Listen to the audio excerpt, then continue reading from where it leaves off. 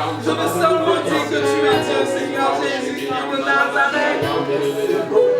Dans la maillon de Shekinah. Tu es Dieu, Seigneur. Tu es Dieu, Seigneur. Tu es Dieu.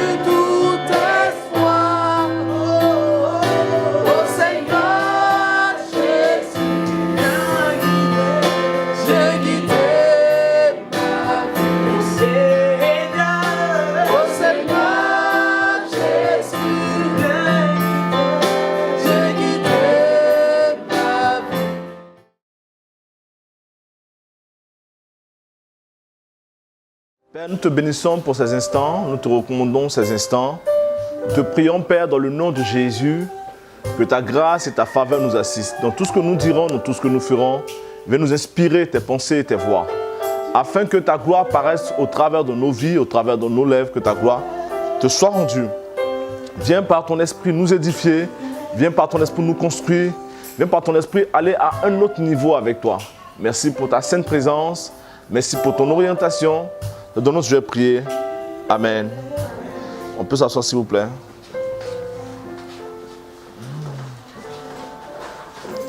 Asseyez-vous s'il vous plaît. Je vous salue au nom de Jésus. On va prendre Habakkuk chapitre 2. Habakkuk chapitre 2.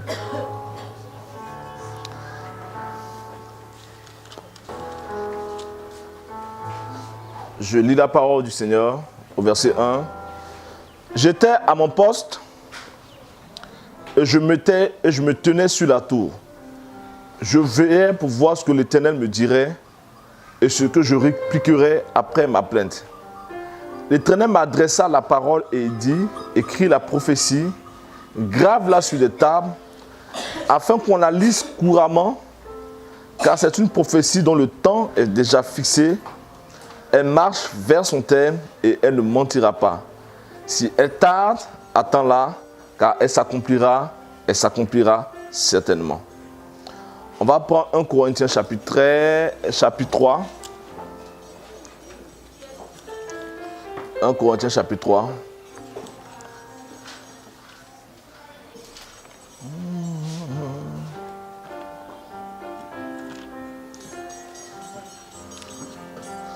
Un Corinthiens chapitre 3, verset 12 à 14. Or, si quelqu'un bâtit sur ce fondement avec de l'or, de l'argent, des pierres précieuses, du bois, du foin, du chaume, l'œuvre de chacun sera manifestée, car le jour la fera connaître, parce qu'elle se révélera dans le feu, et le feu éprouvera ce qu'est l'œuvre de chacun. Si l'œuvre bâtie par quelqu'un sur le fondement subsiste, il recevra une récompense.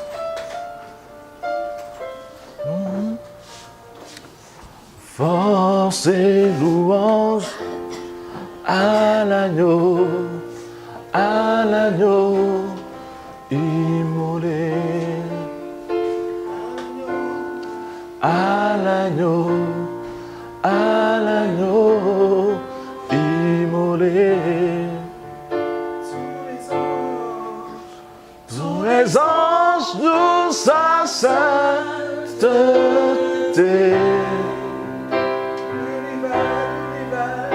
L'univers crie sa majesté.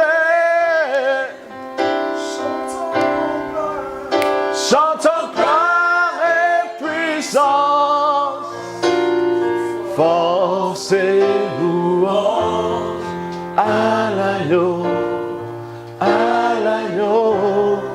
immolé.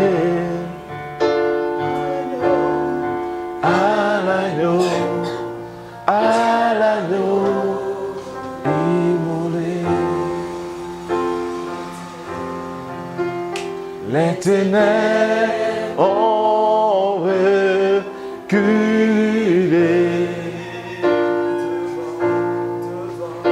devant l'œuvre de la croix,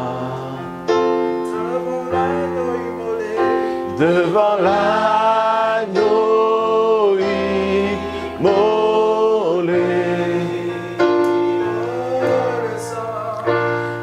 Sang versé pour moi.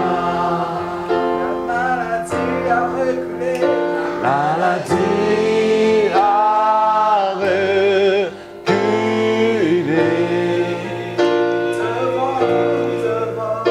Devant l'œuvre de la croix. Devant l'agneau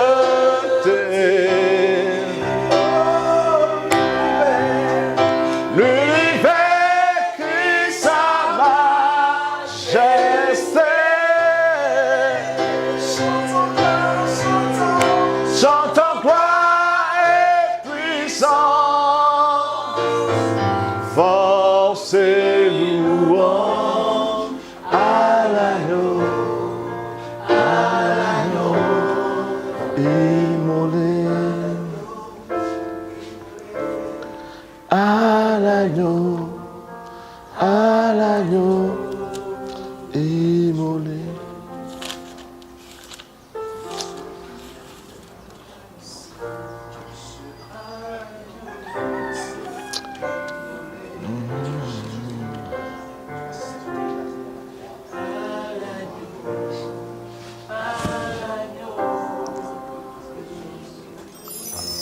Amen. Est-ce que tu peux saluer le frère ou la soeur qui est près de toi? Tu lui dis, tu es béni ce matin. Dis-lui, tu es béni ce matin.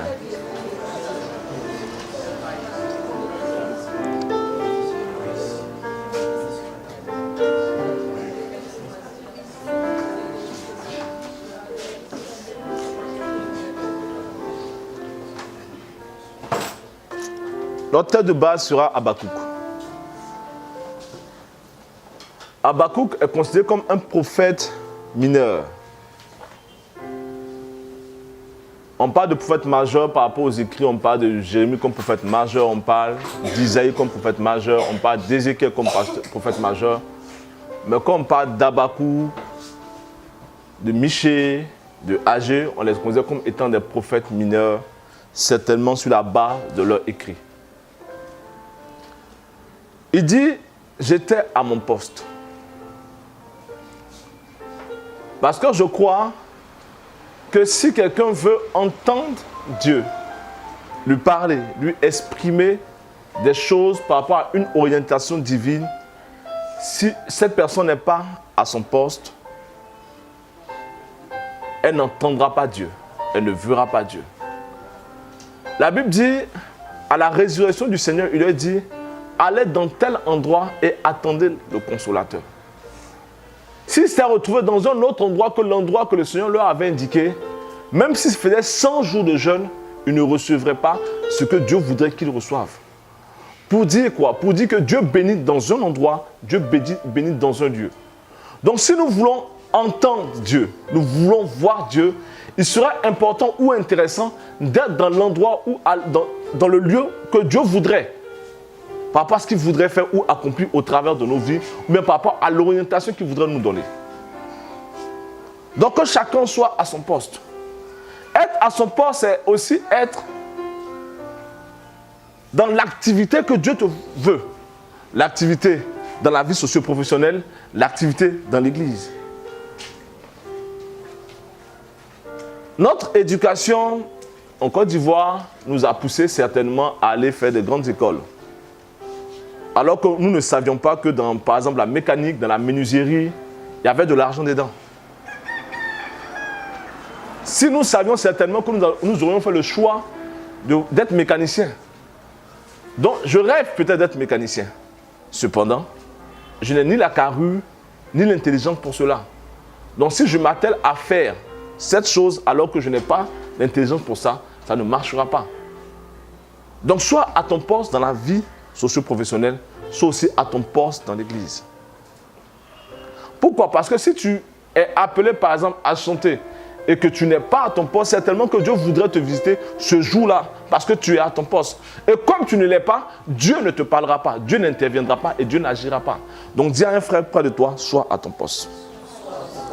Dis-lui, sois à ton poste.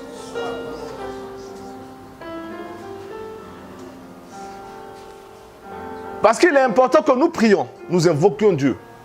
Mais il est encore meilleur qu'après l'avoir invoqué, on attende une réponse de sa part. Parce que c'est quel enfant qui parle à son père et qui n'a pas de réponse de la part de son père? Donc tant que tu n'as pas encore reçu une réponse de la part de Dieu, continue à l'invoquer. Mais la prière dont je parle n'est pas comme réponse, une réponse forcément positive face à notre quête. Elle peut être un nom de Dieu aussi. Parce que s'il te dit non, c'est que cette chose que tu voudrais faire n'est pas bon ou n'est pas excellent pour toi. Il dit par exemple à Balaam, ne va pas à Balak. Alors que Balaam a invoqué Dieu pour avoir une réponse, une orientation divine par rapport à ce qu'il voudrait faire. Et la Bible dit, après avoir prié Dieu, Dieu lui dit non. Ce n'est pas ma volonté, ce n'est pas mon choix. Donc, on ne doit pas s'attendre en entrant dans la présence de Dieu à une réponse toute faite de la part de Dieu. Parce que quelquefois, on sort attristé parce qu'on a une idée. Alors que quand je rentre dans la présence du Seigneur, je dis que ta volonté se fasse dans le ciel et qu'elle s'accomplisse sur la terre. Si ce n'est pas ta volonté qui doit s'accomplir, qu'elle ne se fasse pas. Donc, elle peut être positive selon nos regards, comme être négative selon nos regards. Mais le plus important, c'est que celui qui nous conduit à bon port. Or, chaque fois que Dieu parle, il parle pour donner des orientations qu'on pourrait définir comme prophétie. La prophétie n'est pas forcément le « ainsi dit Dieu ». Elle peut être qualifiée ici selon le thème hébraïque qui était utilisé comme une vision, comme une révélation, comme un songe. Donc Dieu parle tantôt d'une manière, tantôt d'une autre. Et mon souhait est que nous prenions garde à la voix de Dieu.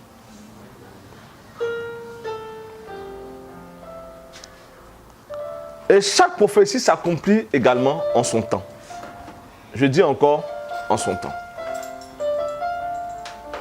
J'aime la prophétie parce que je sais que si c'est Dieu qui a parlé, cette chose s'accomplira. C'est pourquoi quand je reçois une prophétie de la part du Seigneur, quel que soit le temps qu'elle prendra, je sais qu'elle se réalisera.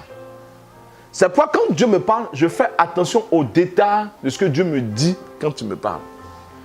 Je dis bien aux détails. Pourquoi? Parce que c'est dans le détail là, certainement. Regardez par exemple, la Bible dit, le Seigneur dit, allez dans tel endroit me préparer le repas. Mais quel endroit? Comment connaîtrons-nous l'endroit? Il dit, vous irez à tel endroit, vous verrez un homme transporter une cruche. Alors qu'en Israël, seules les femmes transportent des cruches. Ce n'est pas quelque chose d'habituel.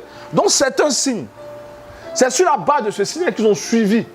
Donc le détail compte dans la réalisation d'une prophétie.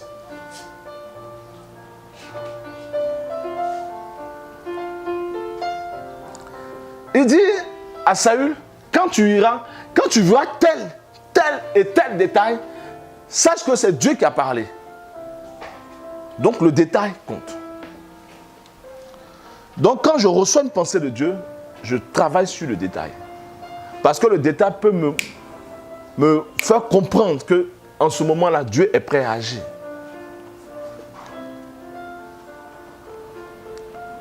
Mais je ne reçois pas la prophétie pour l'oublier. Je ne reçois pas la prophétie pour la mettre à l'écart. C'est pourquoi, dans l'ancienne alliance, quand une prophétie était donnée, on la notait, on la notifiait, on la gravait quelque part. Et la Bible dit, on la lit couramment. Afin de se souvenir que Dieu lui a parlé et cette promesse ne s'est pas encore réalisée. Et il dit enfin, si elle tarde, attends-la, car elle s'accomplira certainement.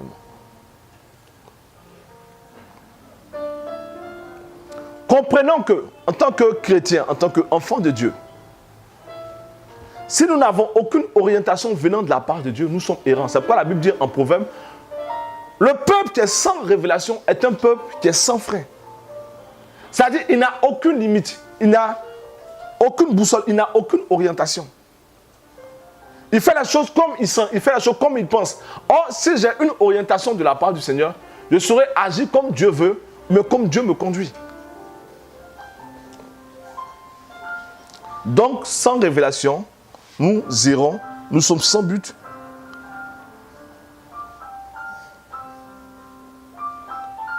Là où il n'y a aucune prophétie, le peuple rejette tout frein. Il fait ce qu'il veut, comme il l'entend.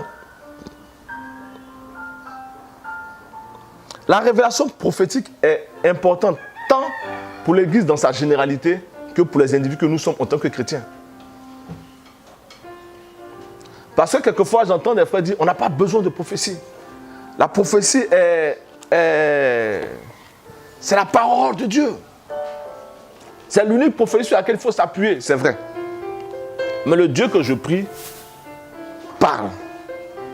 En Isaïe, il dit, vous avez fait des sculptures qui ont des mains mais qui ne peuvent pas marcher.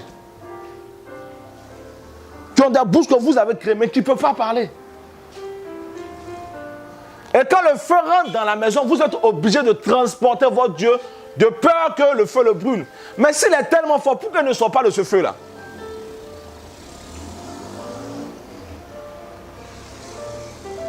Donc le Dieu que moi j'adore parlait hier, il parle encore aujourd'hui et il parlera encore demain. Donc j'ai besoin qu'il parle à ma vie, qu'il parle de ma vie, car je ne crois pas que je sois venu sur la terre juste pour me promener. Mais je suis venu sur la terre pour accomplir un dessein divin, une pensée divine. Donc tu peux dire avec moi, je suis une prophétie. Dis à ce frère qui est près de toi, cette soeur, dis-lui que tu es une prophétie.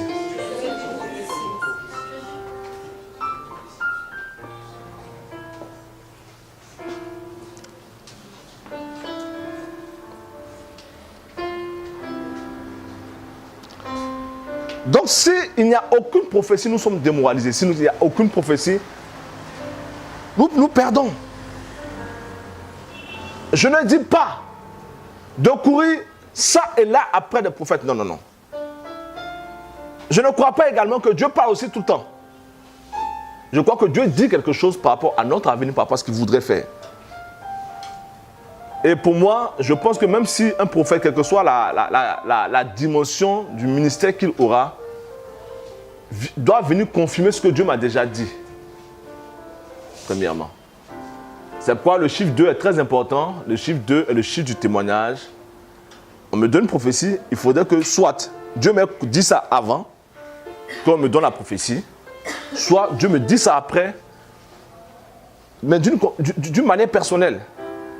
Quelqu'un me dit qu'il est appelé au ministère parce qu'il a écouté une prophétie.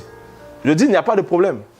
Mais je préfère que toi aussi, Dieu puisse te parler, vu qu'il n'y a pas de bagarre entre toi et lui. Pourquoi? Parce que si je suis l'instruction qu'un homme m'aurait donnée sans avoir reçu une orientation, une conviction personnelle de la part du Seigneur, quand demain il y aura des problèmes, je dirais comme certains le disent, on m'a donné des prophéties. Mais la question que je te poserai, est-ce que Dieu t'a parlé personnellement après avoir fini de donner des prophéties? Parce que ne fais pas comme le jeune prophète qui a reçu une instruction divine lui disant « Tu emprunteras tel chemin et tu ne feras pas ceci ». Quelqu'un vient lui dire avec de l'expérience, avec une certaine ancienneté, pour qu'il a du respect, lui dit « Dieu me dit viens manger chez moi ». C'est vrai, tu es ancien, je crois en ton ministère, je crois en ta carrure.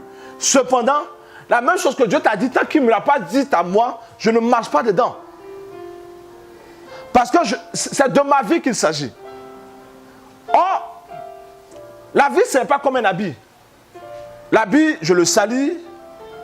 Demain matin, je l'envoie au pressing, on le lave, je peux le reporter.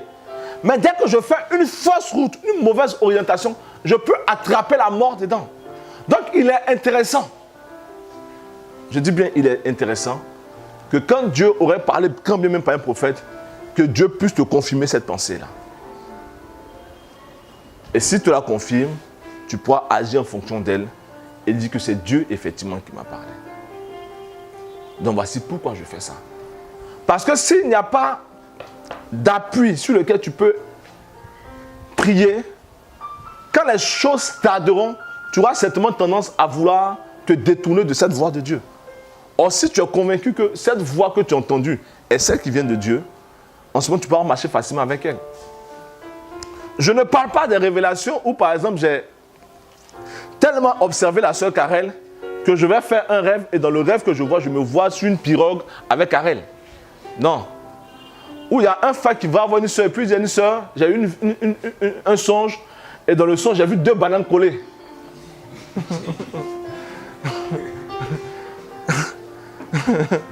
Et la sœur demande, les 2 bananes collées veulent dire quoi? Parce que Dieu t'a dit, il t'a montré 2 bananes collées, il faut que tu donnes l'interprétation. Donc, à force quelquefois d'observer quelque chose, on commence à rêver à ça. À force de penser quelquefois à quelque chose, on commence à rêver à ça. C'est pourquoi il faut avoir des confirmations de ce que nous pensons avoir reçu. Parce que si ce que nous croyons avoir reçu n'est pas venu de Dieu, elle ne se réalisera pas.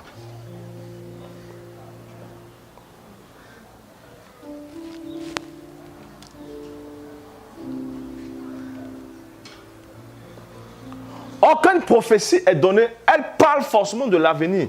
Elle ne touche pas à notre passé. Elle parle de l'avenir. Voici ce que Dieu voudrait faire. Voici ce que Dieu voudrait accomplir. Voici ce que Dieu voudrait réaliser.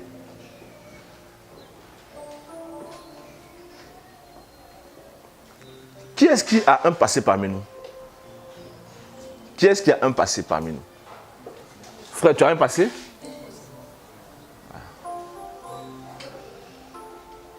Les choses passées, on ne peut pas revenir là-dessus. On ne peut pas revenir là-dessus. Le passé est déjà passé. Nos erreurs, nos actions sont déjà passées. On ne peut pas revenir là-dessus. Donc quand Dieu te regarde à l'instant T, il pense à ton avenir et non à ton passé. Car il dit les choses anciennes sont passées et voici maintenant, toutes choses sont devenues nouvelles.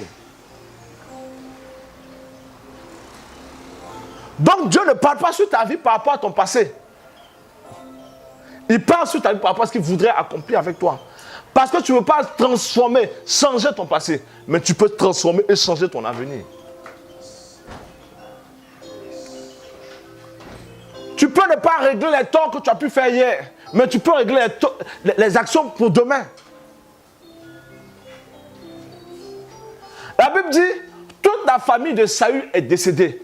Mais David se dit, est-ce qu'il n'y a pas un descendant de Jonathan à qui je ferai du bien pour son avenir?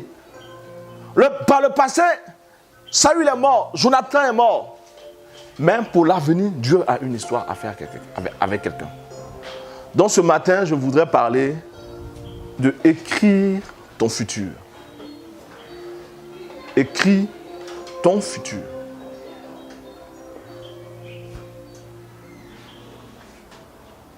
Écris ton futur.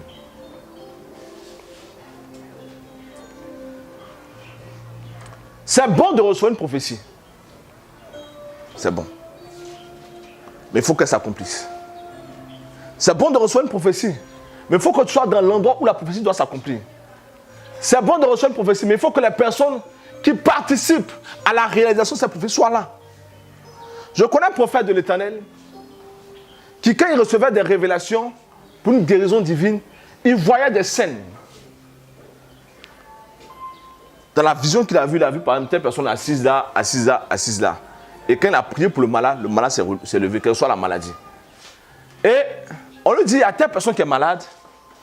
Et quand elle arrive et qu'il ne voit pas les scènes telles qu'il a vues dans son rêve, il ne prie pas pour la personne. Parce qu'il se dit, tant que ces choses ne sont pas entrées en ligne de compte, la personne ne guérira pas.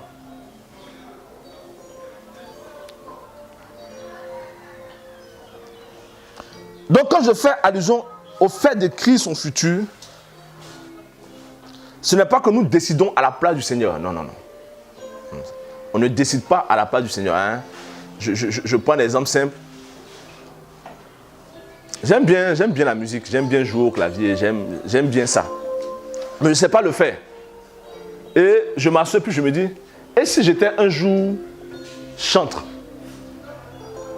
et je décide de prendre sa place, alors que ce n'est pas ce pourquoi Dieu m'a appelé.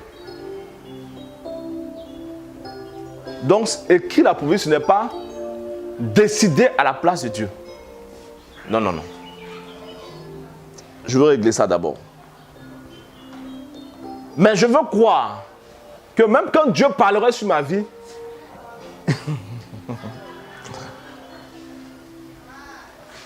si je refuse que cette prophétie se réalise dans ma vie, elle ne se réalisera pas. Je dis, si je décide que cette prophétie ne se réalise pas, elle ne se réalisera pas. Même si toute l'armée des cieux venait. Donc pour que la prophétie puisse se réaliser, Dieu a donné dans les cieux, mais c'est à moi d'amener ça à la réalisation sur la terre.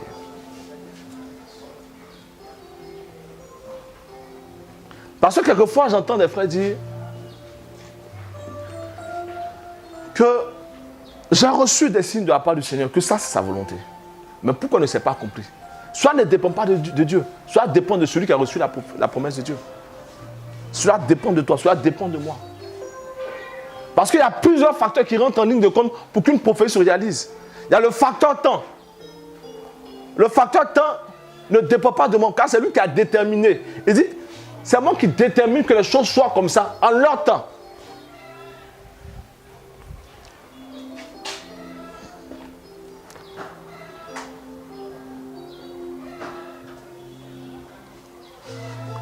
Pourquoi Jésus, quand il est né, n'a pas commencé à faire les miracles? Pourquoi non? C'est quand il est né, ça dit, il est né, on a vu les signes qui ont accompagné, ça dit, l'ange est apparu, et puis dès qu'il est né, dès qu'on le fait passer près d'un paralytique, le paralytique marche en tant que bébé. Non, il y a un temps où il devait se révéler à Israël. Donc la prophétie est aussi pareil. Il y a un temps où il doit se révéler. C'est un facteur. L'autre facteur, c'est notre diligence. Je détermine la diligence par notre capacité à faire des choses assez promptement par rapport à ce que Dieu voudrait faire ou accomplir. Dieu dit à ce frère ou à cette soeur, tu auras du travail. Et le frère doit à la maison comme si l'assistant administratif se déplaçait pour venir chez lui à la maison. Parce que quelqu'un a rendu un témoin pour dire que non, moi j'étais à la maison, m'a appelé alors que je n'ai pas pour mon CV. Ça c'est lui, mais ce n'est pas toi.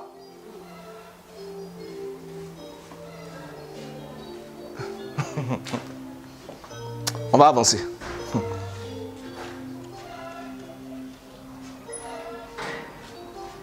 L'histoire se décide, ou bien s'écrit, sur la base des faits passés. Mais pour l'avenir, nous pouvons décider de ce qui va arriver sur la base de ce que Dieu veut réaliser au travers de nos vies ou avec nous. Donc la première chose pour écrire son futur, il faut la graver. Grave-la quelque part. Je dis encore, grave-la quelque part. Écris-la quelque part. Parce que quelquefois, je vois des frères aller à des programmes de prière. Et après qu'on ait fini de prophétiser sur leur vie, ils rentrent à la maison tout heureux. Pour dire aujourd'hui, apparemment, c'était ma journée, c'était ma soirée, c'était mon après-midi. Parce que le pasteur n'a fait que prophétiser sur moi. Mais attends 2 mois et demande-lui qu'est-ce qu'on a dit sur toi après 2 mois. Il aura oublié. Donc cela voudrait dire, si tu as oublié, que tu ne prends pas vraiment en considération ce que Dieu aurait pu dire. Ou bien tu estimes que Dieu a parlé juste pour s'amuser. Ensuite tu estimes que quand Dieu parle, il est très sérieux. Donc quand une prophétie, une pensée vient de Dieu, grave-la quelque part, écris-la quelque part. Car si elle tarde, elle s'accomplira certainement.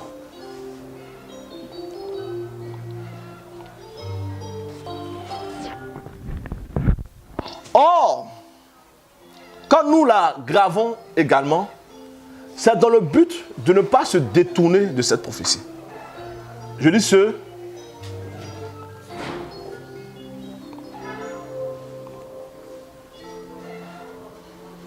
on peut le voir en Deutéronome chapitre 1 verset 28. La Bible dit, Dieu dit, vous quitterez l'Égypte pour aller à Canaan. Vous quitterez l'Égypte pour aller. C'est une prophétie. Et la Bible dit, je suis assis, on dit, ah Moïse, et si on envoie des gens pour aller voir là-bas? Et c'est tout le temps comme ça. Il a dit, tu dois passer par une césarienne. Et il y a une amie à elle qui a fait une césarienne. Et pour cette amie, c'était difficile. Donc elle dit à ma femme qui n'a pas encore accouché, ma chère, césarienne, on souffre dedans. Malgré qu'on ait fait les trucs, mais je souffrais, j'avais mal. Je sentais les... Donc je suppose que quand on finit d'entendre une telle parole, tu dis, grossesse, ça c'est bon. C'est que c'est pas ça, Canaan. Après avoir entendu les hommes décrits comment était Canaan, l'adversité qui était là-bas, la Bible dit, ils se sont détournés de ça en disant, contentons-nous de ce que nous avons.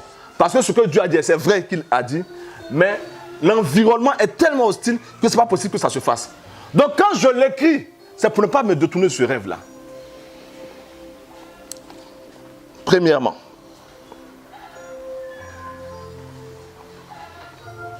Quand je l'écris également, c'est pour ne pas travailler au-delà de ce que Dieu a prévu que je fasse. Je dis encore au-delà.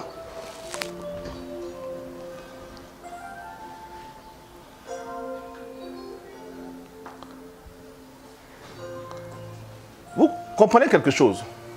On peut voir ça en Deutéronome chapitre 2, verset 9.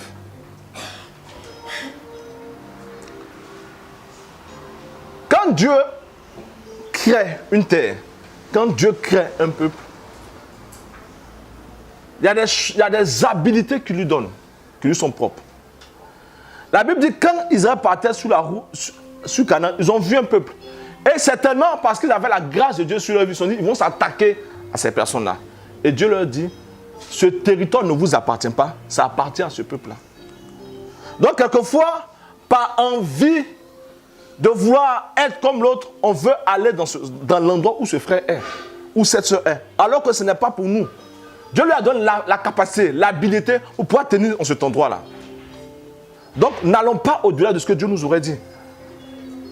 Je prends un exemple simple. Dieu dit, toi, tu dois parcourir 5 nations jusqu'à ce que Jésus revienne. Et toi, tu as parcouru 5 nations. Puis c'est intéressant. Hein? Pourquoi je n'irai pas dans une 6e nation? Tu vas mourir là-bas. Dieu a dit à Ézéchias, ton temps est terminé. Ézéchias a prié le Seigneur pour aller au-delà du temps prévu. Il a commis une erreur. Parce que les gens sont venus le voir, il a pris, il leur a montré, et le prophète vient lui dire, ce que tu as montré est un signe qui dit de Dieu que le peuple va venir vous dominer après. Il dit, ah je m'en fous, c'est pas, ce sera après ma mort. Mais s'il était mort plus tôt, peut-être qu'il n'aurait jamais eu d'invasion. Donc dis à quelqu'un, ne va pas au-delà. Touche-le bien, dis-lui, ne va pas au-delà.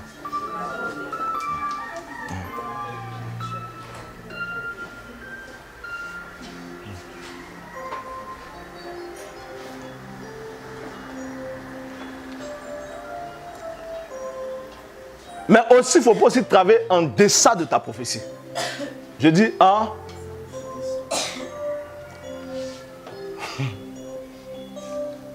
cela voudra dire que Dieu te voit à un certain niveau, et puis toi tu estimes que Dieu rêve un peu trop. Toi tu fais le plus bas. Il dit à Gédéon en Juge chapitre 6, vaillant héros. Gédéon estime que Dieu l'a trop lancé. Donc voici pourquoi j'écris la prophétie. Afin de ne pas me détourner, afin de ne pas aller au-delà, et ensuite, ne pas aller en deçà, mais de me contenter de ce que Dieu a eu à dire. Parce qu'il sait ce qui est bon pour moi.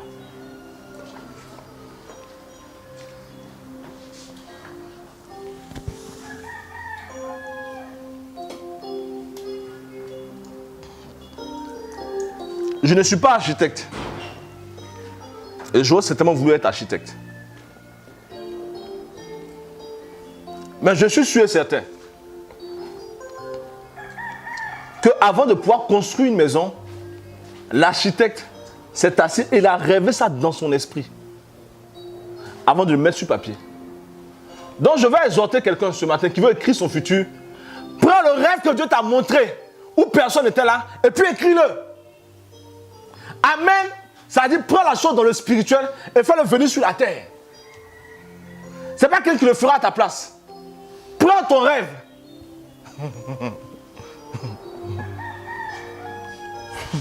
Prends tes voitures qui sont dans le spirituel là et puis mets ça sur la terre.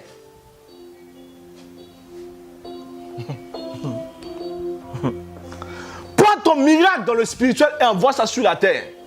Parce que tant que c'est un esprit, nous on ne croit pas que Dieu t'ait parlé. Moi je crois que Dieu t'a parlé si tu prends cette prophétie que Dieu t'a dit dans le spirituel pour l'envoyer sur la terre.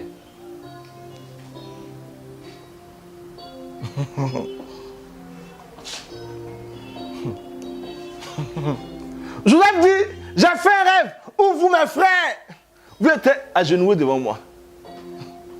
J'ai fait ce rêve. On dirait le rêveur là. Est-ce que tu es un rêveur ce matin? Si tu n'es pas un rêveur, prends ce rêve là, là-bas, et puis amène-le pour moi sur la terre. La Bible dit, ses frères ont oublié la prophétie. Mais le jour où il les a vus à genoux, il s'est souvenu de la prophétie parce qu'il avait gravé quelque part. Donc pose la question, est-ce que Dieu t'a une fois parlé?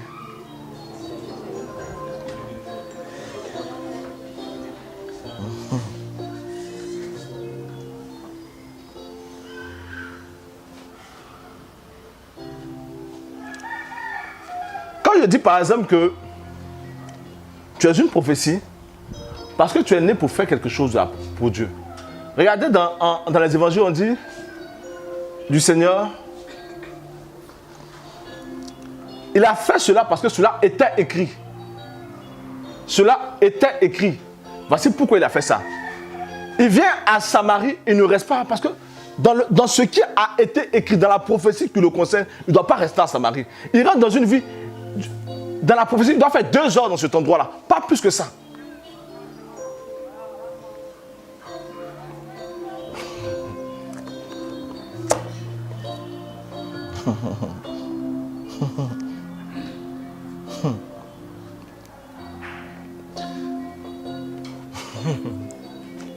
Je vous dis quelque chose qui va vous scandaliser.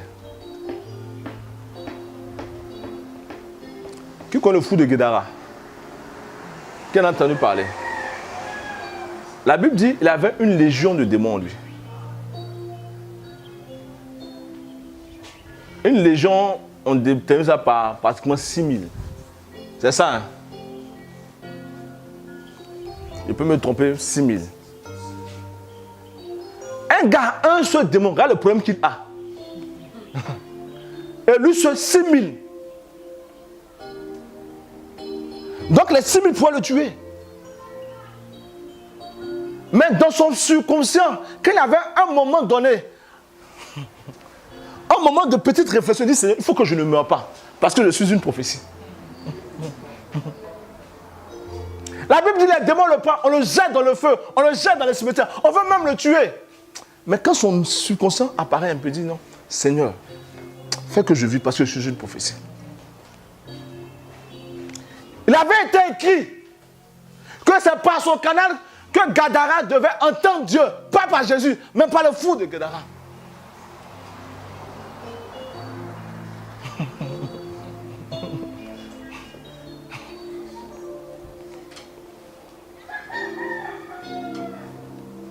Donc, est-ce que tu as une prophétie ce matin? Donc, écris ton futur alors, si tu as une prophétie. Écris ton futur. Parce que le diable ne pourra pas te tuer si tu ne veux pas qu'il te tue. Tu as la capacité de changer les choses pour l'avenir. Parce que Dieu a eu à parler. Je ne dis pas un homme a eu à parler, je ne dis pas que j'ai parlé, mais Dieu a eu à parler. Donc dis avec moi, c'est mon temps. Dis avec moi, c'est mon temps. Dis avec moi, c'est ma saison. C'est mon temps, c'est ma saison. C'est mon temps, c'est ma saison.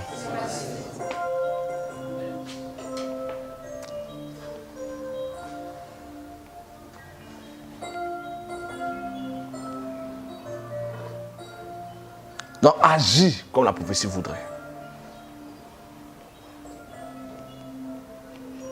Je peux regarder quelqu'un puis je peux dire, Dieu ne me convainc pas de l'aider dans la foi.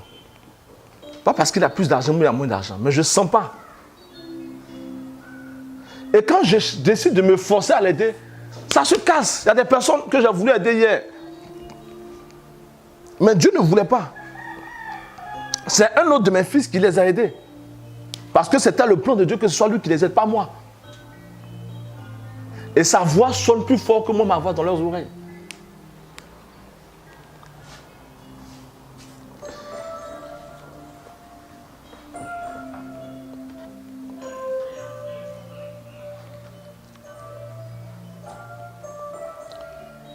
Donc chaque rêve commence dans notre esprit. Et c'est à nous de prendre ce rêve dans notre esprit pour l'emmener à la réalité. Demandez à toutes les femmes qui ne sont pas encore mariées. Alors on te dit qu'elles rêvent à leur mariage. Toi même tu te demandes quelquefois quand tu les écoutes même, où elles ont enlevé leur truc là même. Où elles ont enlevé ça parce que elle dit il faut une couleur fuchsia. C'est moi, j'ai dit, c'est quelle couleur ça? On dit rose fuchsia. J'ai dit rose c'est pas rose. On dit non. Il y a son rose et il y a son fuchsia.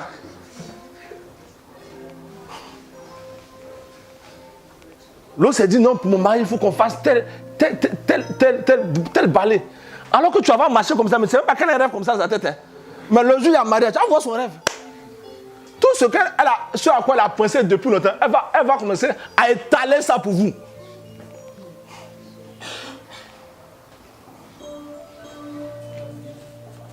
Moi, à mon mariage, je veux que ce soit comme ça. Hein. tu vois que ça dit qu'il y aura 10 mariages de 10 sœurs, mais il y aura quelque chose de différent. La seule chose qui est similaire, c'est qu'on te dit qu'il faut dire oui. Mais le reste là, chacun son rêve. L'autre dit non, il faut que je vienne en cheval en mariage. L'autre dit il faut que je vienne en hélicoptère. L'autre va se lever, non, il faut que je vienne. Chacun viendra avec son rêve. Donc pour dire quoi? Chacun de nous a un rêve. Donc, prends ce rêve-là que Dieu t'a mis dans ton cœur pour le décliner dans la réalité. Cela dépend de toi.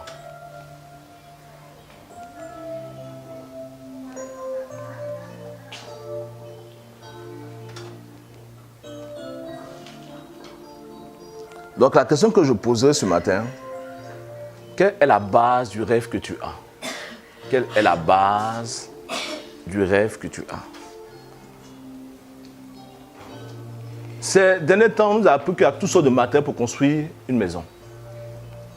On m'a dit qu'il y a des carreaux chinois et il y a des carreaux de bonne qualité. Ce n'est pas chinois. Pour la voiture, on dit qu'il y a un matériel chinois pour réparer les voitures et puis il y a un matériel. Donc en fonction de ce que tu veux construire, tu peux utiliser le matériel que tu veux.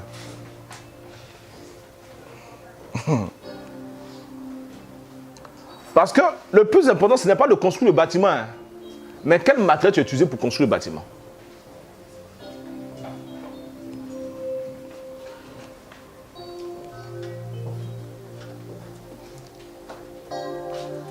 Les deux sœurs, venez pardonner. Excusez-moi de vous déranger encore ce matin.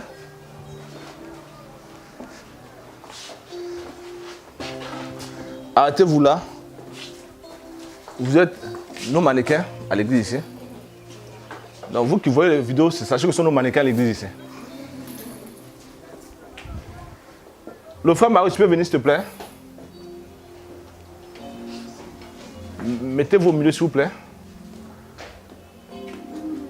En mathématiques, on suppose que la règle tant s'applique à tel, puis on fait une conclusion là-bas. Donc supposons que le frère Marie ne soit pas marié. Supposons. Et qu'il soit engagé avec la sœur Karel comme fiancée. Et la sœur Karel a pour meilleure amie la sœur Déborah. Et la sœur Karel présente son fiancé, le boss, le choco, le tueur, à la sœur Déborah.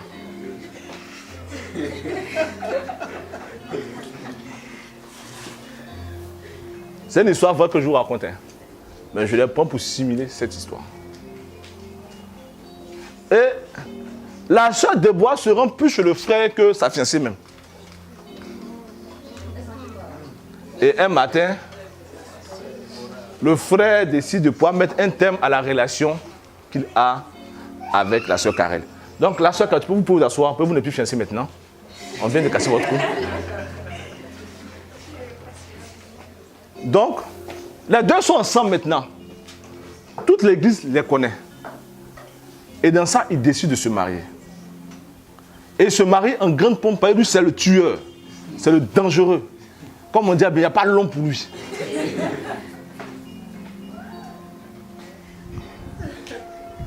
Mais un tel mariage est une mauvaise fondation. C'est certes un mariage, c'est une mauvaise fondation. Pourquoi? Parce que quelque temps après, le frère a laissé cette soeur-là pour aller avec quelqu'un d'autre. Donc construire quelque chose est bon. C'est très bon. Mais tu utilises quel matériel? Vous pouvez vous asseoir. Vous n'êtes plus ensemble.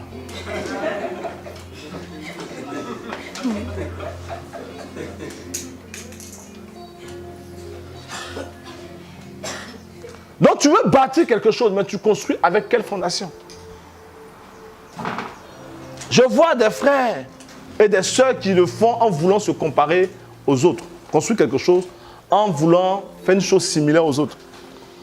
On peut voir ça par exemple avec l'ange Gabriel. Vous connaissez l'ange Gabriel, non? On le considère comme l'ange envoyé. Hein? l'ange envoyé, on voit l'ange Michael comme l'ange guerrier. Hein? Voici comment on les détermine. Et la Bible dit, l'ange Gabriel, dans les évangiles, parle à 2 personnes. Dis avec moi 2 personnes.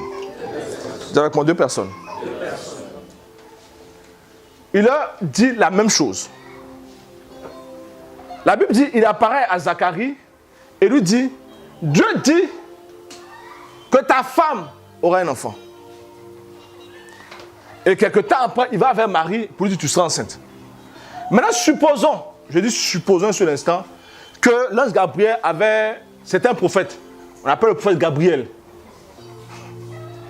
Il avait un endroit où il consultait. Et arrivé dans l'endroit où il consulte, les 2 personnes sortent de là et puis disent, ah, le prophète a dit quoi? Il dit, non, j'aurai un enfant. Mais Zacharie demande à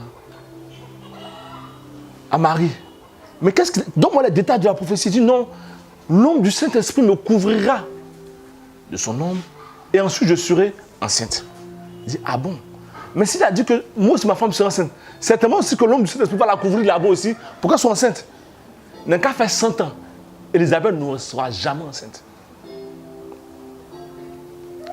Le même messager, le même envoyé, qui dit la même chose, mais 2 actions différentes de la part du Seigneur.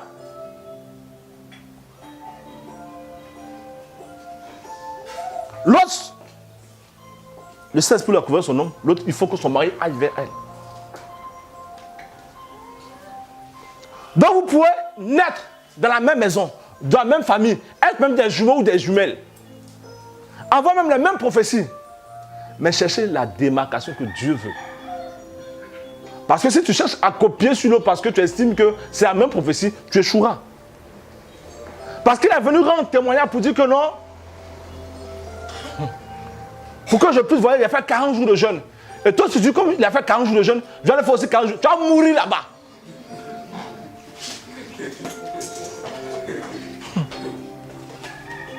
Je dis, tu vas mourir là-bas. Hein? Pour fiancer Karel, hein? Je suis venu dire à la soeur Karel, non, tu m'as 12 colombes. Quand elle a entendu 12 colombes nettes, elle a dit oui. Et puis moi, je suis venu témoigner ici, j'ai dit non, j'ai vu Karel et puis j'ai dit, c'est ma 12 colombes. Quand elle a entendu 12 colombes, son cœur a fondu. Et quand son cœur a fondu, elle n'a pas pu résister. Elle a commencé à pleurer. Et en ce moment, elle m'a dit oui. Donc moi aussi, comme j'ai entendu le témoignage aussi, je vais voir Déborah, qui n'est pas de notre église. Et puis il dit à Déborah, hein, tu vas 12 colombes. Et puis Déborah met Égypte, non pas. Pendant que je priais par rapport à Karel, Dieu m'a dit, dis-lui au mot 12 colombes.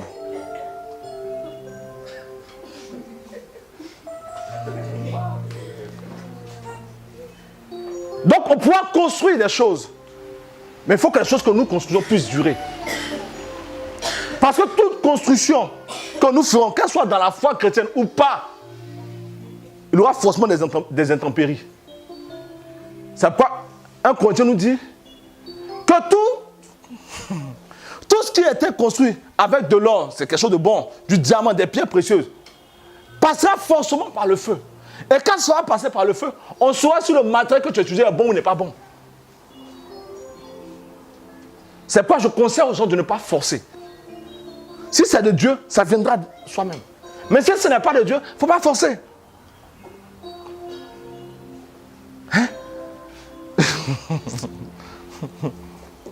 Il y a dans une certaine église, les gens avaient des nuits de prière pour les mariés. On appelle ça la nuit des onctionnés. J'appelle ça la nuit des onctionnés. Au cours de la nuit des onctionnés, le pasteur a déclaré, recevez l'onction du mariage. Et l'esprit qui quitte derrière là-bas, elle tombe sur Fousseni. Tu es mon amoureux. Tu es mon amoureux. Elle guettait Fousseni à longtemps. Tu es mon amoureux. L'onction me fatigue. L'onction. Marie-toi avec l'onction. Tu vas divorcer, c'est avec l'onction.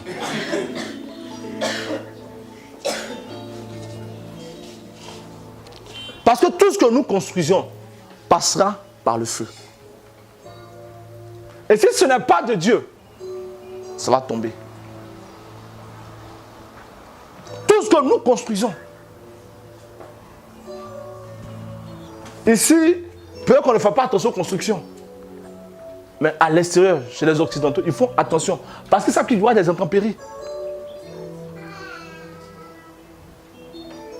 Donc, le futur que tu veux écrire, est-ce que c'est une bonne fondation sur laquelle tu t'appuies? C'est bon de dire non, Dieu est avec moi. Mais est-ce que c'est une bonne fondation? C'est pourquoi la Bible dit, si les fondements sont renversés, que peut faire le juste? C'est pourquoi je déconseille la roubladise dans la maison de Dieu. Quelqu'un viendra me voir pour dire non, il estime que Clément ne joue pas bien au clavier, lui peut mieux jouer le clavier que Clément, donc je le responsabilise à la place de Clément. C'est une erreur. C'est une mauvaise fondation.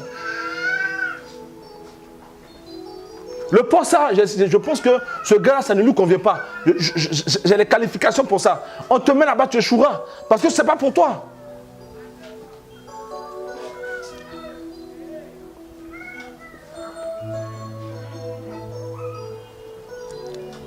C'est pourquoi, chaque fois que je dois bâtir quelque chose, je dois être certain que c'est Dieu qui a parlé. Parce que si Dieu n'a pas parlé, cette fondation va s'écrouler. Cette construction va s'écrouler. Même si elle paraît être éclatante, elle s'écroulera. Parce que quand les intempéries viendront, et elles viendront, elle va s'écrouler.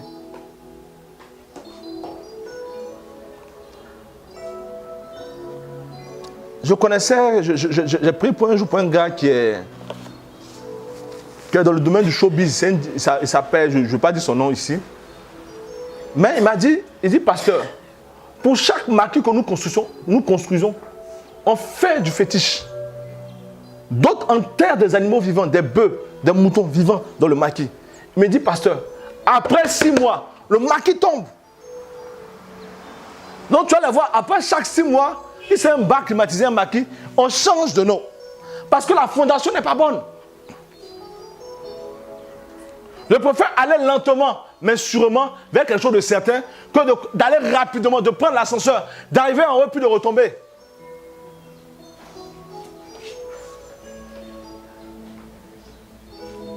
Elle fait un grand mariage. Il y a tous les cadres qui viennent, tous les ministres qui viennent.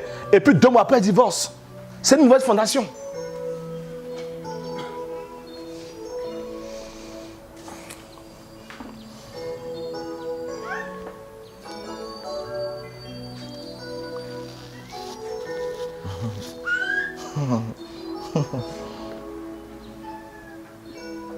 Donc ne copie sur personne, sois toi-même. La Bible dit, la Bible qualifie Jean-Baptiste de la personne qui a la même onction qu'Élie. Ils ont la même.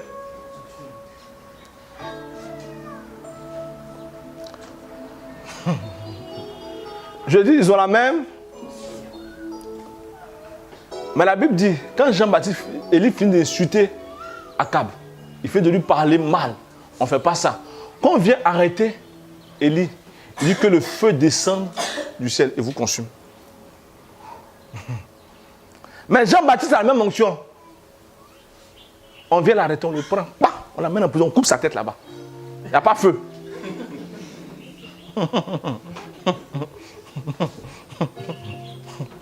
Je vais dire quoi par là? C'est parce que toi et moi, on a la même grâce. Qu'on peut faire la même chose. Parce qu'à chaque grâce est accompagnée quelque chose de spécifique. Je vais aller encore plus loin pour qu'on me comprenne. On peut être 2 femmes mariées. Je dis bien 2 femmes mariées. Moi, mon mari veut que je mette Mini pour me promener. Et toi aussi, comme tu vois le Mini, ça te plaît bien. Tu vas faire la même chose. On va te divorcer. D'accord. Donc, même onction, mais démarche différente. Même onction, mais démarche différente.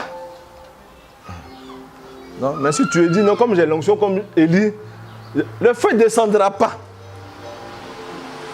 Je dis encore, le feu ne descendra pas. Ta tête sera coupée. Donc, même onction, démarche différente.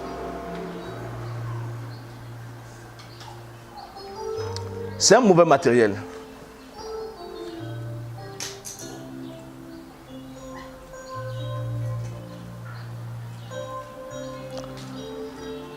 S'appuyer sur des choses que Dieu ne veut pas utiliser.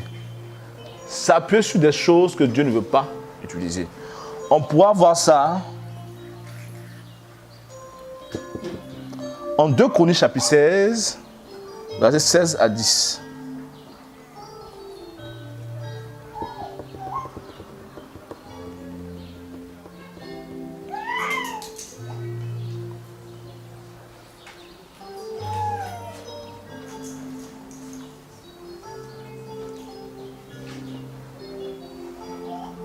Ces derniers temps, Dieu m'a dit, chaque fois que tu voudras t'appuyer sur des hommes, je permettrai que ces hommes puissent te frustrer. Dieu me l'a dit à moi. Afin que je puisse davantage me tourner vers lui que vers des hommes. Ça peut être ton père, ça peut être ta mère, ça peut être ton frère, ton meilleur ami. Mais Dieu ne voudrait pas l'utiliser pour ce qu'il veut accomplir avec toi.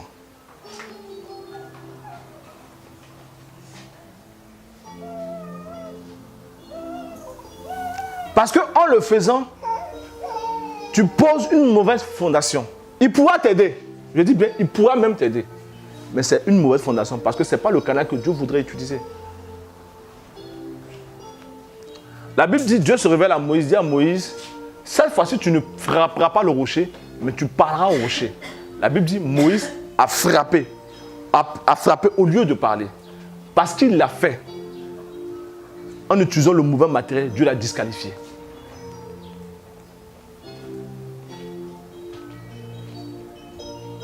Donc, dans cette histoire, en 2 Chroniques là, le roi avait eu un problème et il est parti prendre un secours ailleurs que Dieu ne voulait pas.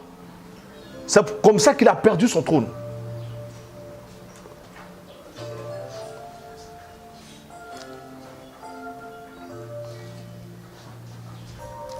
Un mauvais matériel, c'est utiliser nos propres forces. Le mauvais matériel, c'est utiliser nos propres forces.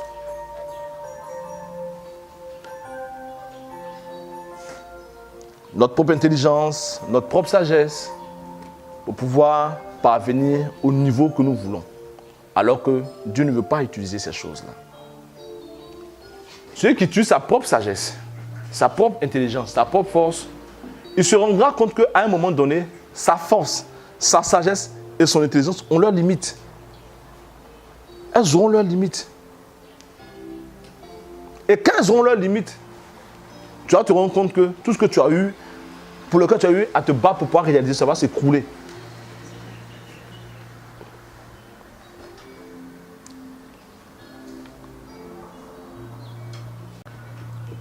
Donc je pose la question à quelqu'un ce matin. Quelle est la fondation que tu utilises pour écrire ton futur?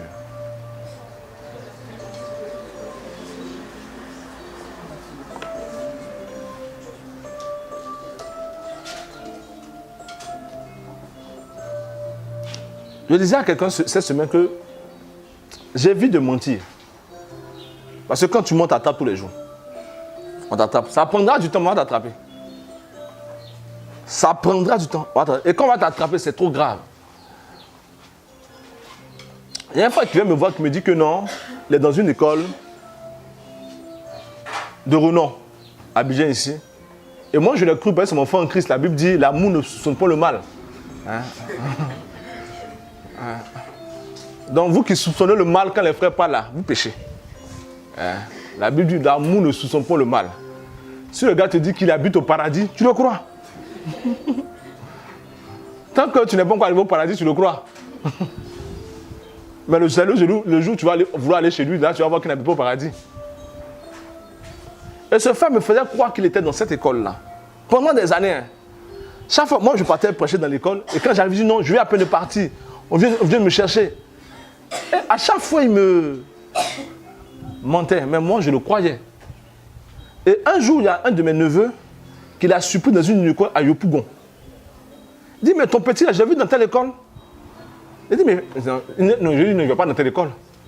Son école, c'est de l'autre côté là-bas. Il dit, non, non, non, non, non, non, non. Je l'ai vu là-bas. On a même parlé ensemble. Et c'est pas la première fois que je le vois. Non, je l'ai appelé. Donc tu me mentais depuis des années. C'est pourquoi je refuse de mentir. Ce que je suis, je peux le dire.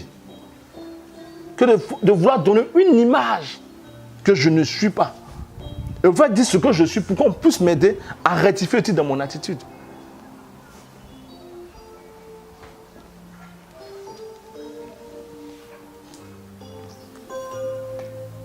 Tu es égoïste. Mais tu donnes l'impression que tu es le gars qui partage. Alors que tu es égoïste. On te demande, tu dis non, moi je suis pas égoïste. J'apprends à gérer. Oh, tu es égoïste. Tu es avare. On va t'attraper un jour. Si tu l'as, il faut dire, ah, je le suis, aidez-moi. Il y avait un frère, un certain frère, qui mangeait beaucoup. Hein. Il n'aimait pas partager. Il y a une seule personne pour laquelle il était prêt à partager, une seule. Mais pour le reste, là, en tant que comité de la délivrance, quand on enquête, il dit, moi, vous me fouillez à l'instant, il n'y a rien sur moi. Mais quand la soeur apparaît, je veux bissap, ça sort. Donc, on a trouvé une astuce. On a mis la soeur à la trésorerie pour qu'il puisse payer ses cotisations. On va à des mariages. Et puis la soeur, elle a dit, non, je vais prendre telle photo, telle photo. Où tu en es l'argent? J'attends le frère là. Mais si tu lui as demandé, il va dire rien. Mais quand la soeur apparaît, il donne. Et un jour, on est parti manger lui au kiosque. On est encore célibataire. Clément sait de quoi je parle. Et son plat était prêt avant le mien. Il a mangé son plat sans m'inviter. Et quand je vois commencer à manger, il me dit, invite-moi aussi. Et toi, tu me fais pécher ce matin.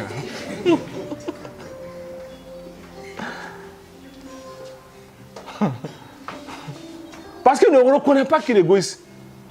Donc on ne peut pas l'aider.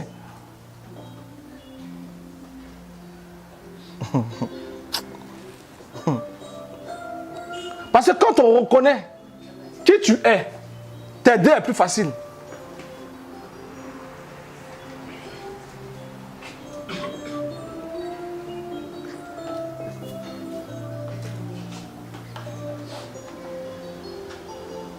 Qui a dit aller à la piscine? Qui a déjà vu de l'eau d'abord, de l'eau? La piscine, la mer, l'océan, la lagune, d'accord.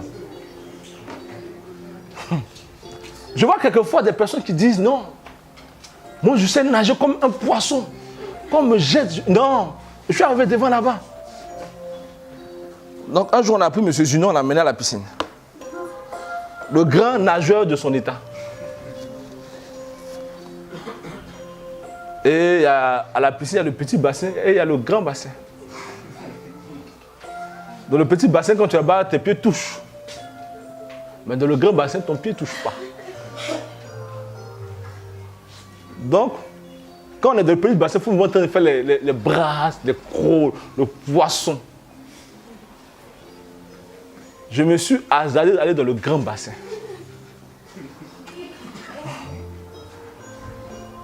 Moi-même, j'ai rendu témoignage que ce n'est pas nager. Je suis tombé dedans, comme un caillou. Je me débats, mes pieds ne touchent pas le sol. Il y a un gars qui passait par là. J'ai pris toutes les dernières forces qu'il me laissait. J'ai tiré son pied dans l'eau comme ça. Il m'a fait sortir de l'eau. Quelques heures après, un ami qui dit non, alors on avait dit qui moi? Je suis tout sauf un poisson. Parce que si tu ne sais pas le faire, on t'aidera.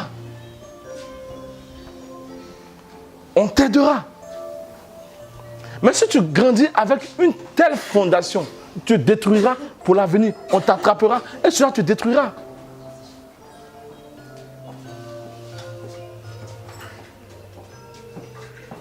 Un autre frère, tu lui demandes, non, moi je suis un homme, je suis jeune et prie.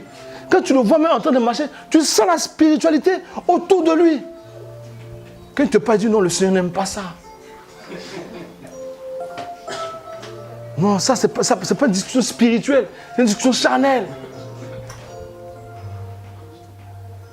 Et on a organisé un jeûne. Le frère est descendu à 18h. Le jeûne est fait 3 jours.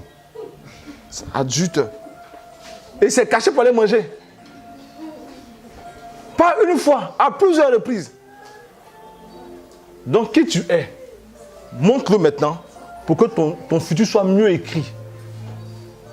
Et arrête de te justifier.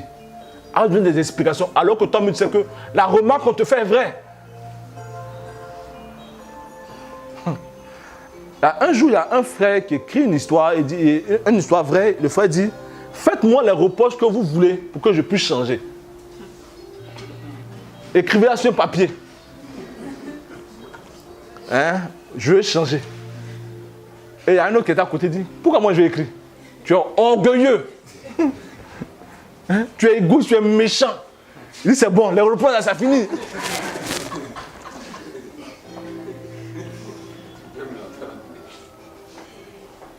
Parce que ce que tu n'apprends pas à régler maintenant, tu rattraperas plus tard. Et tout ce que tu vas construire va se détruire comme un château de cartes. Parce que le feu va passer par là. Les intempéries vont passer par là. Donc règle-les maintenant, si tu veux que ton futur puisse résister au temps.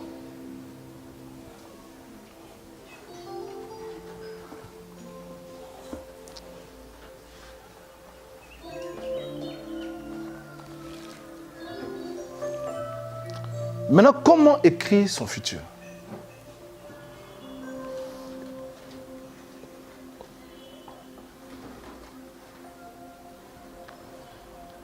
On pourra le voir en Nombres chapitre 14, versets 8 à 9.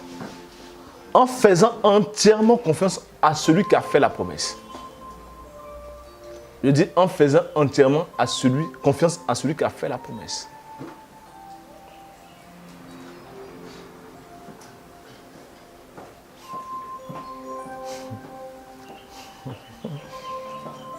Il y a un pasteur qui venait à peine d'avoir une voiture. Et puis il dit à des frères de monter dans la voiture, il va les conduire. Et il y a un autre qui dit, je suis encore jeune pour mourir. Ce qui veut, c'est mon père spirituel, mais cette expérience-là, je ne veux pas la tester avec toi. Tu es un nouveau chauffeur. Parce que c'était son père spirituel, mais en matière de volant, il estime qu'il n'a pas confiance en lui pour l'instant. Dans la foi, tu me guides. Mais pour le volant, ce n'est pas la peine. Oh Dieu nous guide pour tout.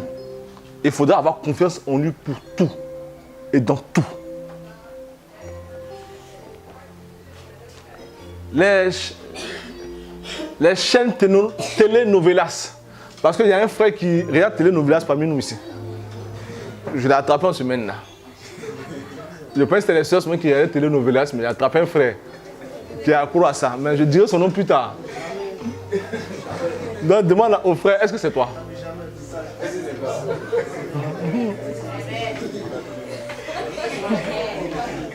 Amen, on me suit ici. Et vous voyez quand vous voyez le film télénovelas et puis vous voyez le bandit, on veut l'attraper, dit non. Hein? Je ne sais pas s'il y a des bandits dedans, mon cher. Ou bien un gars qui est mauvais, un truand là-bas. C'est ça, non? Comme je ne regarde pas. Les frères qui regardent, c'est ça, non?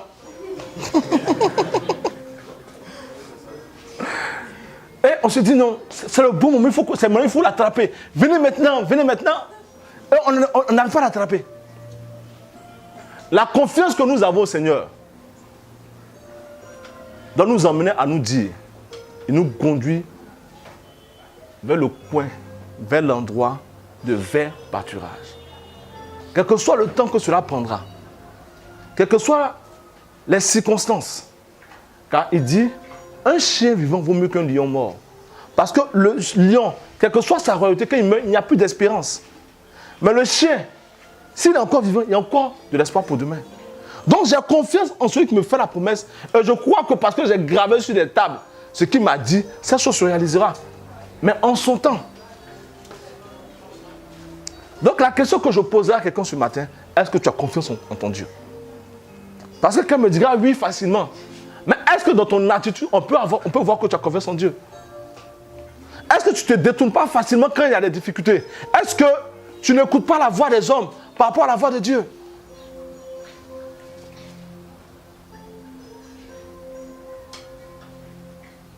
Non, Dieu n'est pas ici, il ne me voit pas. Donc je fais ce que je veux. Dieu te dit, arrête de mentir. Ah, les gens ne sont pas là, mais tu mens. Hein? Ou bien le frère, ou bien la soeur qui vient à l'église, elle est comme ça, comme un ange. Mais au quartier, c'est un feu. Elle fait parler avec tout le monde. Donc demande à la soeur, est-ce que tu es un feu ou bien tu es un ange? Touche la soeur. Si tu ne touches pas, attraper une soeur qui a un feu chez elle à la maison là-bas.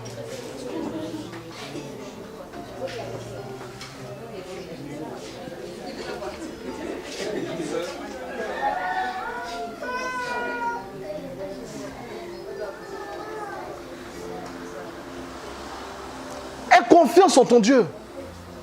Pour tout, aie confiance. Que celui qui a fait la promesse est capable de réaliser sa promesse. Parce qu'en nombre, la Bible dit, des hommes ont détourné le cœur d'Israël par rapport à la promesse de Dieu.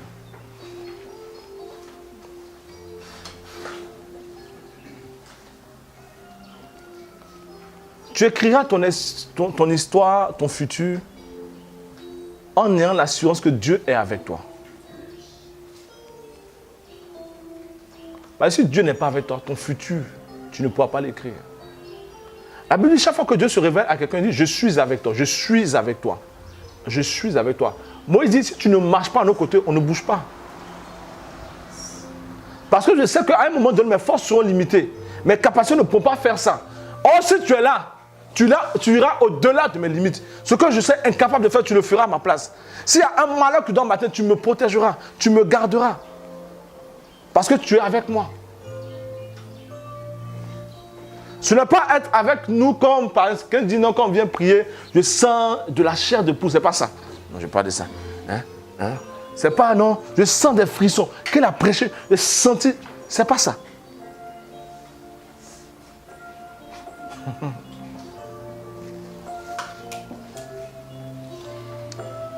Pourquoi je dis c'est pas ça? Parce que quelquefois, quand le foi ne sent pas, c'est celui qui n'est pas avec lui. Alors que Dieu est plus avec lui que celui qui sent des frissons. La Bible, ce jour-là, on a pris Shadrach, Meshach et Abednego, on les a mis dans la fournaise ardente. C'est ce jour-là qu'ils ont su que Dieu marchait à leur côté. Donc, même si tu n'entends pas sa voix, s'il est dans la promesse, rassure qu'il est avec toi.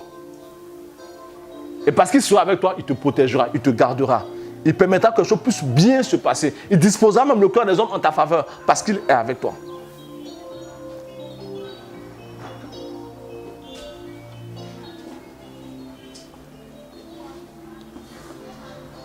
La troisième chose, il faut agir en fonction des instructions que Dieu te donnera. Parce que les instructions sont spécifiques à chaque individu.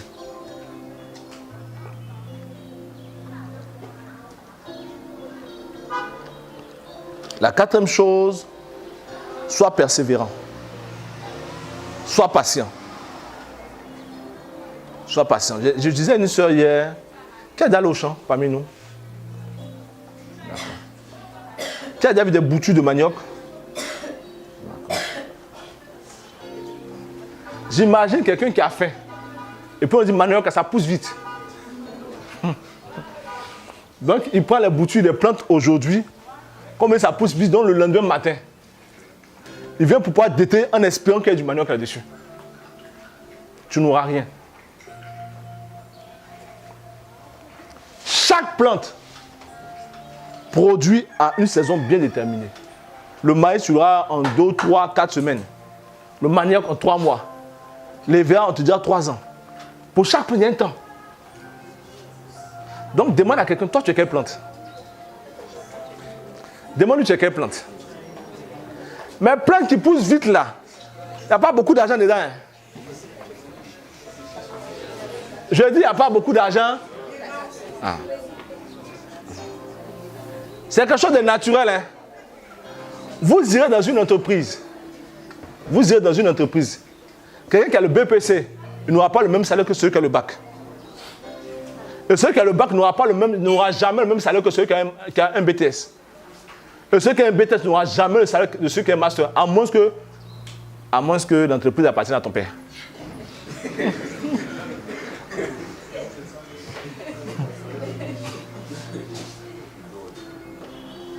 Donc, plus la chose dure, plus sa nourriture est douce.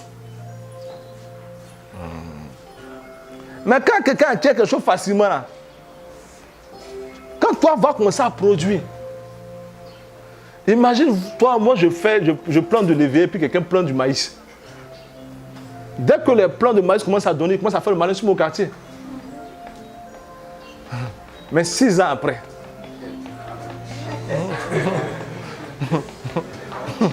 je dis 6 ans après, je passe dans le quartier et je dis, ah, et ton maïs, ça va?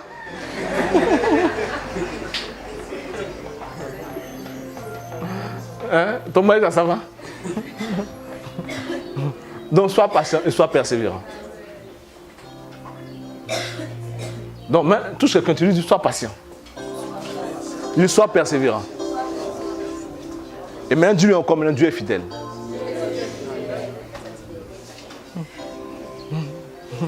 Donc, laisse ceux qui plantent, mais laisse-les parler pour l'instant. Hein? Laisse-les parler. Hein? Qu'ils fassent ce tapage. Non. Hein? Nous, on est dans la gloire. Hein?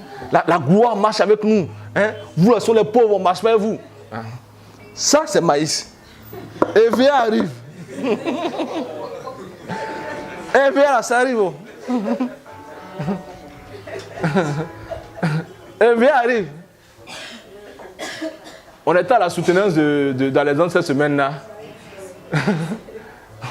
Ça a dit, pendant qu'il parlait, je me souvenais un peu de toutes les difficultés par lesquelles il passait.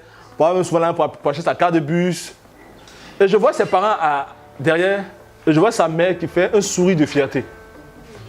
Ça, c'est VA. C'est pas maïs.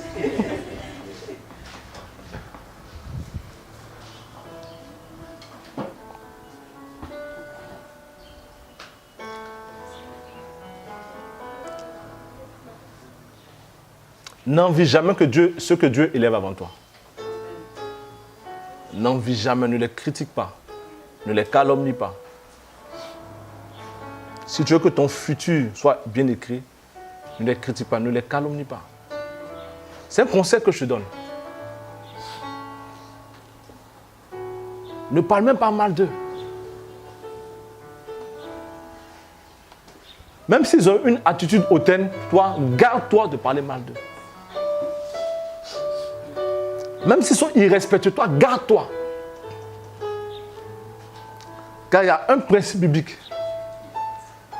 Tu ne deviendras jamais ce que tu critiques. Je dis bien, tu ne deviendras jamais ce que tu critiques.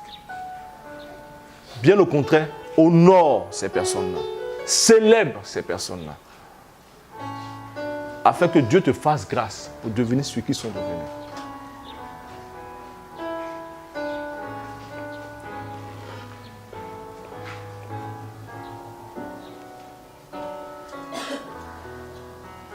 N'envie pas ceux qui ont utilisé des voies détournées pour pouvoir s'en sortir. N'envie pas ces personnes-là. J'ai eu un songe il n'y a pas longtemps. Et dans le songe que j'ai eu, j'étais sur une plage et puis les choses étaient difficiles.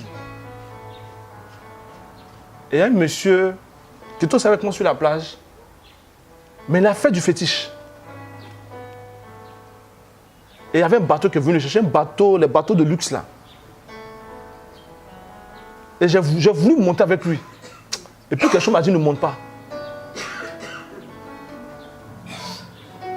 Et j'ai vu dans le songe son fétiche là qui a tué tous ceux qui étaient dans le bateau avec lui.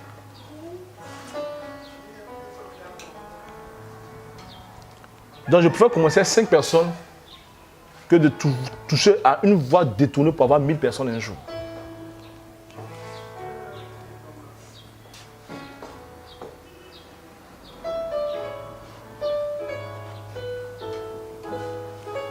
Donc n'envie personne. Contente-toi de ce que Dieu te donne à l'instant T. Mais sache que chaque jour qui passera, Dieu te donnera d'évoluer.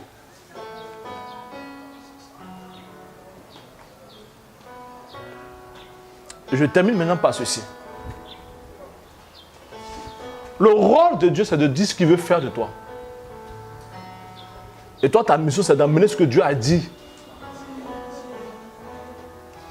à la réalisation sur la terre. Donc, aie une profonde intimité avec Dieu, afin de se laisser conduire par Dieu.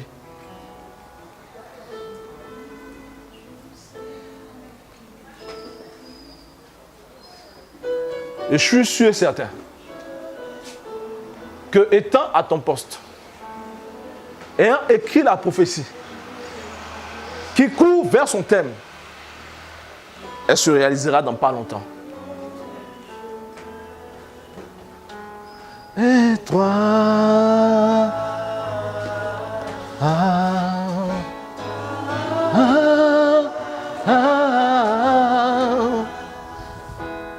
et toi,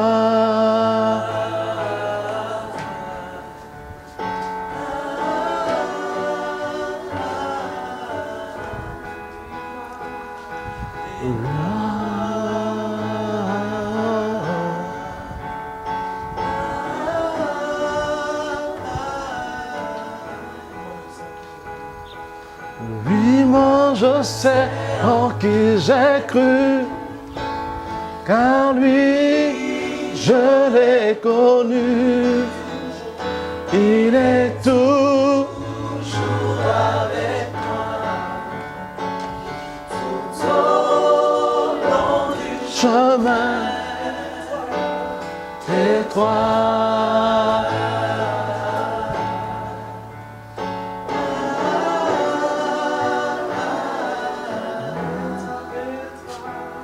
Et toi,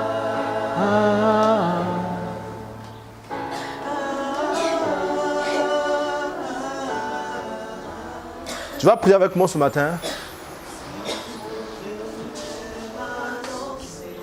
Et tu vas rappeler juste à Dieu toutes les promesses qu'il a eu à te faire, ce qu'il a dit qu'il veut accomplir, ce qu'il veut réaliser avec toi.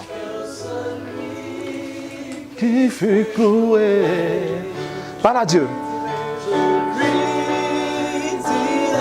Parle à Dieu. S'il a dit que tu seras la lumière de ta maison, il le fera. Rappelle-lui ces choses.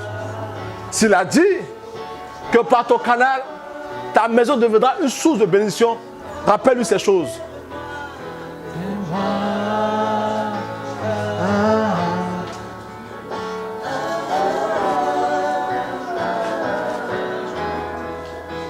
Tu vas lever ta main vers le Seigneur. Père, je te prie dans le nom de Jésus. Si parmi nous des frères ou des sœurs avaient oublié les promesses que tu leur as faites, je te prie, ramène ces choses à leur esprit. Car il y va de leur destinée, il y va des promesses que tu veux accomplir avec eux. Je veux surtout te prier afin que Satan n'intervienne pas dans cette histoire, dans leur futur, dans leur avenir, que Satan n'intervienne pas. C'est quoi tout ce qui sera mis sur pied afin de pouvoir détruire les fondements que tu veux bâtir pour leur futur. Je maudis cela dans le nom de Jésus.